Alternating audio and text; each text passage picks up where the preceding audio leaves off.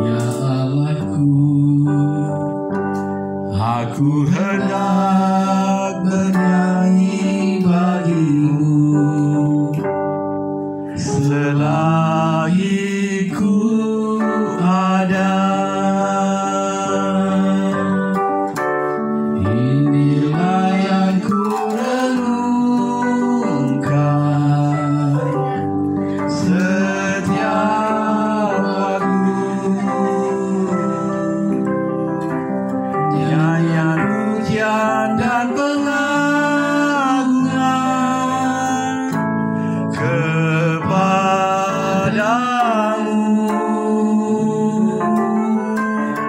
Biarlah manis kau dengar Tuhan, manis kau dengar Tuhan, dan hatiku bersuka kepadamu.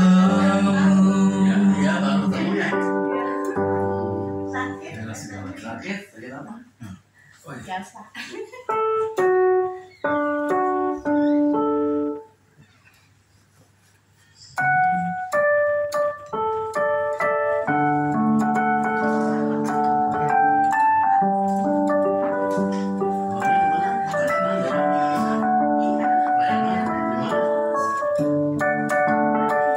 Tiada segalanya yang bagiku, tiada segalanya besar kecil, korbankan dirinya dan selamatkanku. Dialah segalanya dia bagiku, seperti air madu dari batu karang, dicicil air yang manis. Oh lihatlah, Tuhan itu baik, dicicipi air madu yang manis.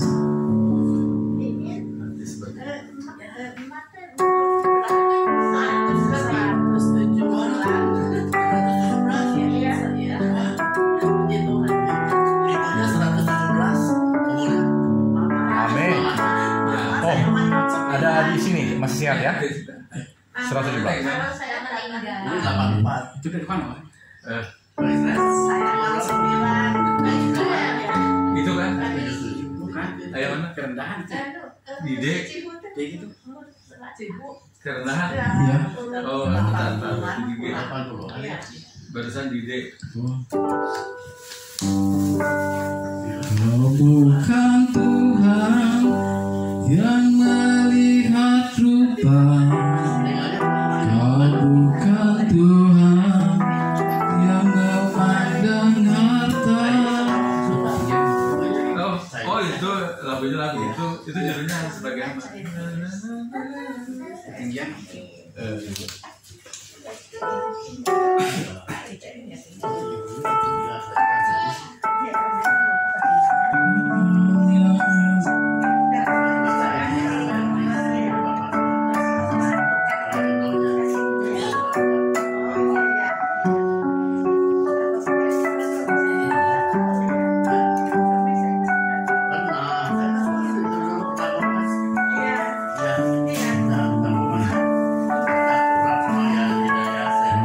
Bukan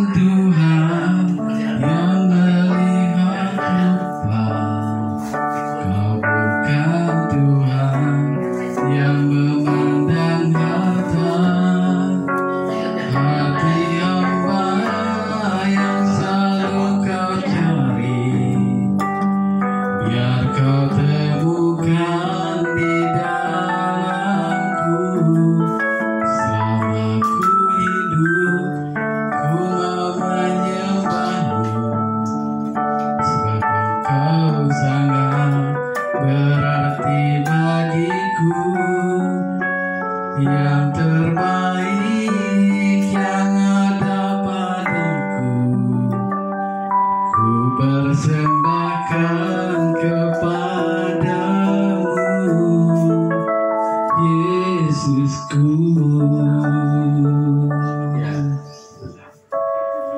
Dan semuanya. Ya, sebentar lagi 3 menit lagi. Cukup di situ nadanya. Cukup.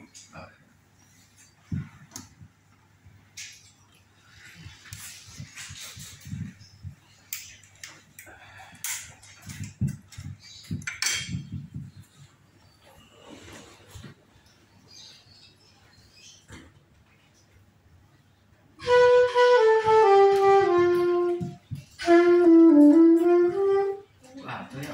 Hah? Alto. Sopran. Oh, sopran.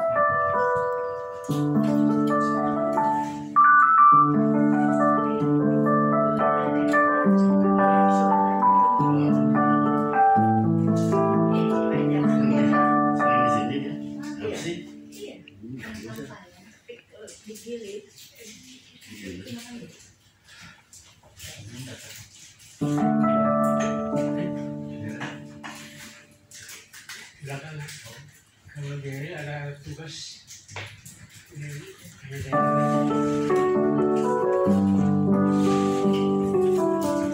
sekolah. 2 menit lagi.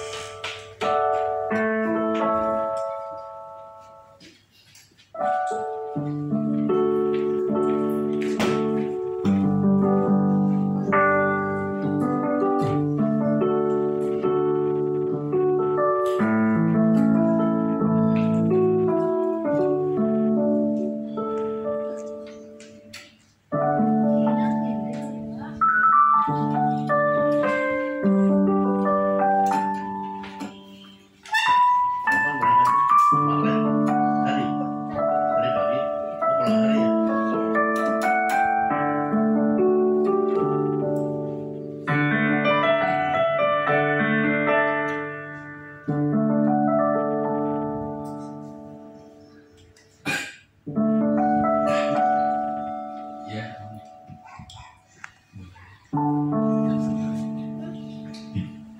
Shalom.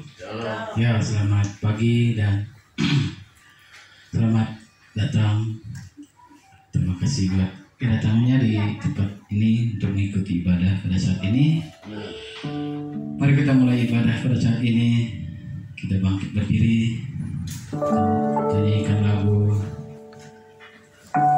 Hati Sebagai Hamba, di mana kita datang ke dunia tak membawa apa-apa, kembali pun tidak membawa apa-apa jika ke surga. Mari kita nyanyikan lagu ini. Ku tak membawa apapun juga saat ku datang ke dunia.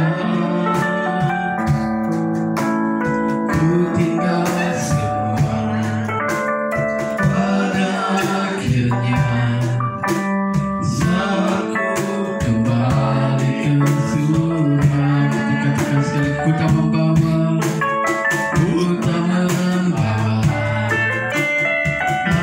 apapun juga saat ku datang ke dunia. Ku tinggal semua pada akhirnya saat ku kembali ke surga. Inilah yang ku punya, hati sebagai hamba yang mau taat dan setia padamu. Yang ku bawa, hati yang hamba yang mau benar-benar sampai selamanya. Kita katakan ku tak membawa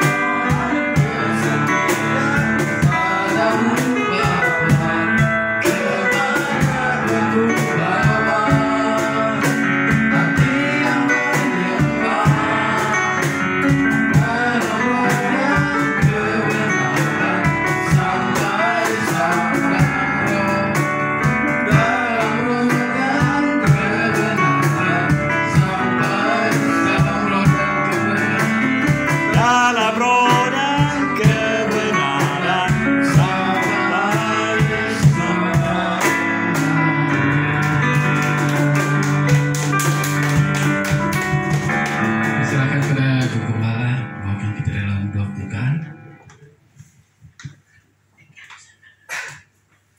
Bapa kami yang ada di dalam surga, di dalam nama Tuhan Yesus Kristus, kami mengucap syukur dan terima kasih atas pimpinan Tuhan Yesus pada pagi hari ini. Tuhan Yesus yang mengumpulkan jemaat-Mu dan juga para hamba Tuhan, kami sangat bersyukur kepada Tuhan Yesus sebagai Allah kami yang hidup. Tuhan, kalau masih ada mereka di rumah, biarlah mereka juga Tuhan boleh ingat dan berkumpul di tempat ini untuk mendengarkan sabda daripada Tuhan Yesus sendiri. Tuhan Yesus, kiranya Engkau juga akan memberkati jemaat-Mu yang sudah berkumpul. Biarlah kiranya roh Allah ada di atas kami semua.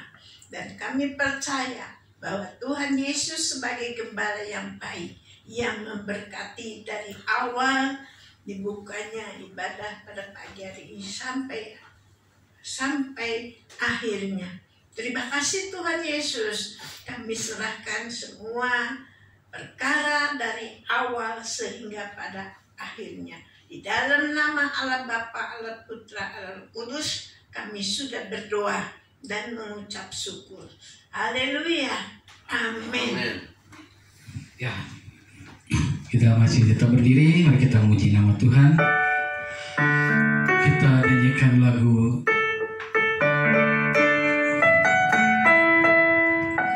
Satukanlah hati kami untuk menyembah dan memuji.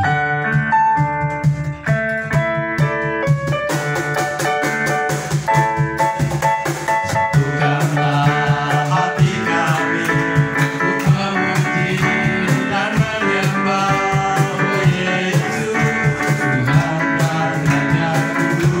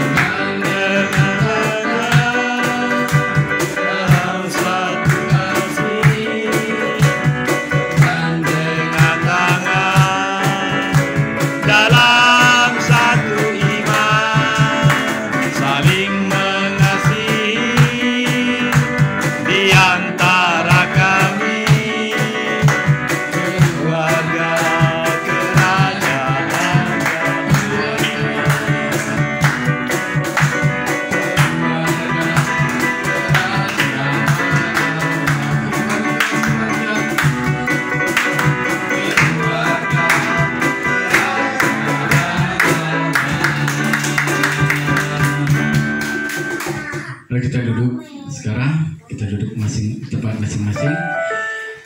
Kita nyanyikan lagu Segala Puji Syukur. Mari kita memuji, bersyukur atas apa yang telah diberikan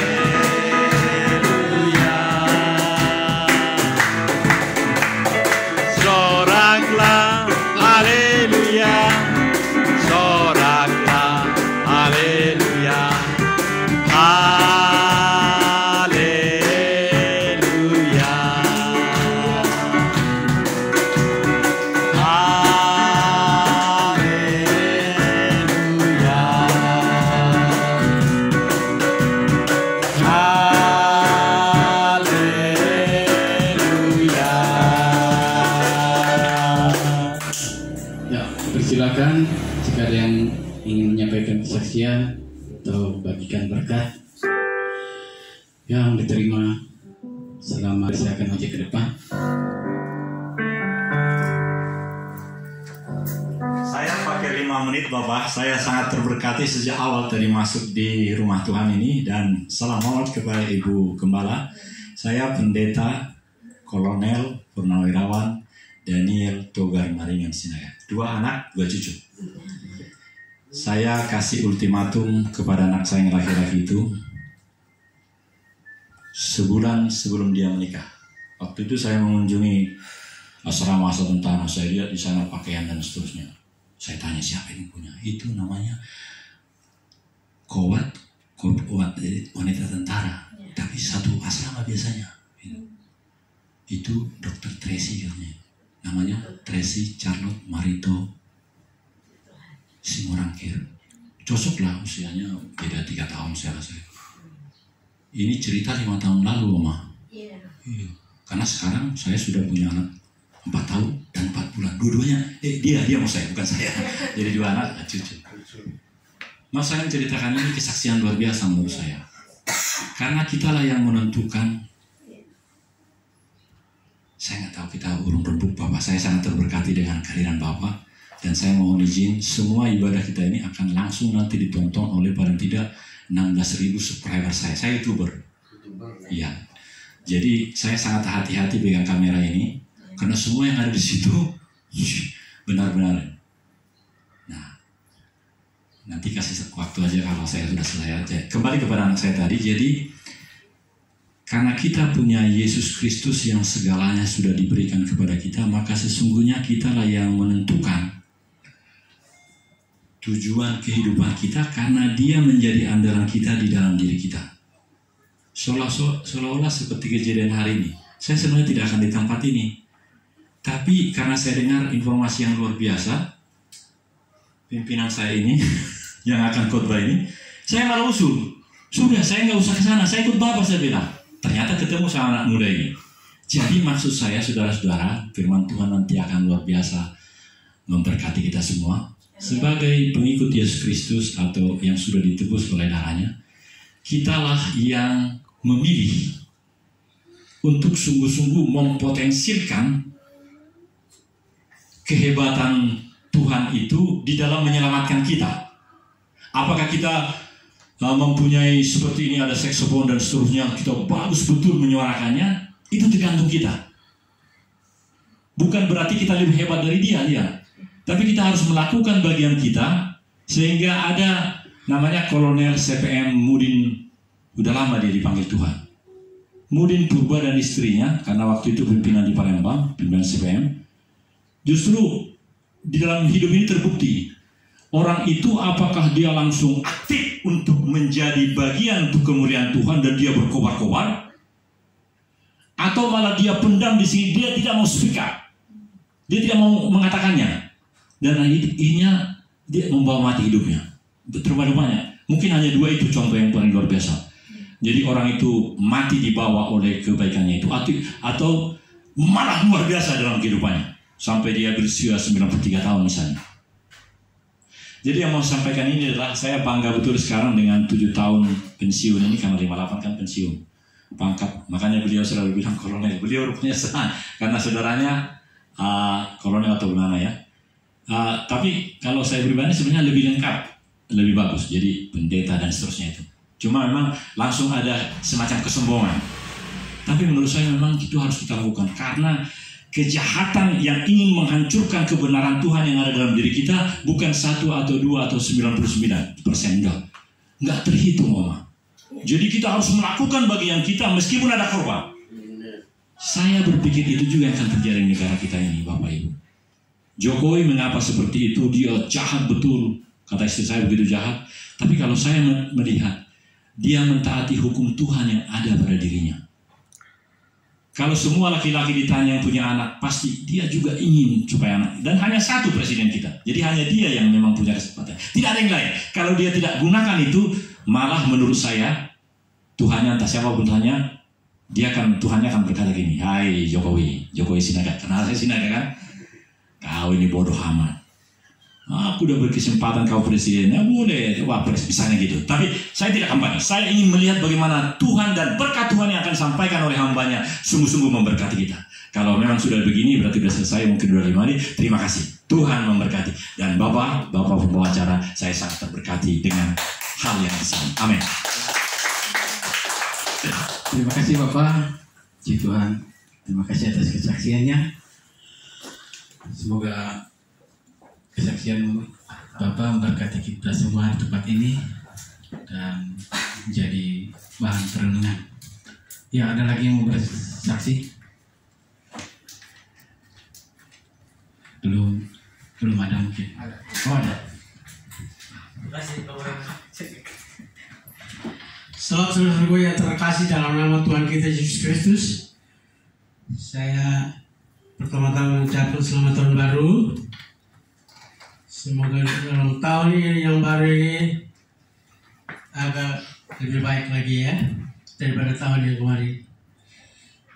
Sebelum saya menyaksikan cerita kasih Tuhan, saya akan membacakan beberapa ayat firman Tuhan.